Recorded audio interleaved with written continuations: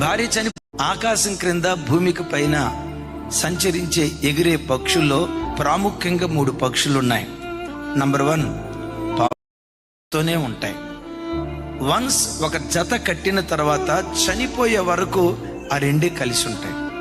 అద్భుతం. మనుషుల్లో కూడా ఈ నీతి విలువ లేదేమో. భార్య చనిపోతే 2వ వివాహం దేవుని వాక్యం అంగీకరిస్తుంది, ఒకవేళ వాళ్ళు చేసుకోవాలనుకుంటే. భర్త చనిపోతే 2వ వివాహం దేవుని వాక్యం అంగీకరిస్తుంది, ఒకవేళ వాళ్ళు చేసుకోవాలనుకుంటే. కానీ భర్త బ్రతికొండగా, భార్య బ్రతికొండగా ఒక పురుషుడు అక్రమ దారులకు వెళ్ళటం అది అక్రమ సంబంధం. ఎక్కడ చూసినా వివాహ వ్యవస్థ దారి తప్పిపోతుంది. నా భార్య అందగత్తి కాదనో, నాకేదో సంతోషం ఇవ్వట్లేదనో, నాకు నచ్చలేదనో, పిల్లలు పుట్టిన తర్వాత అక్రమదారులకు వెళ్తున్నారు. మనుషుడ విను, బోధించే నేను, వింటున్న మీరు. నీతి కలిగిన న్యాయాధిపతి అయిన దేవుని ఎదుట నిలవబడే రోజు ఒకటి ఉంది.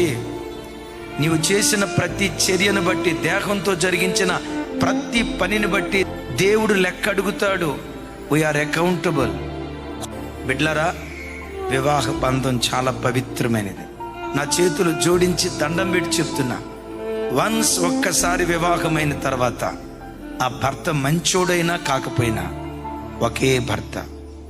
ఆ భార్య అందగత్తైనా కాకపోయినా, నేను సుఖపెట్టేదైనా కాకపోయినా ఒకే భార్య.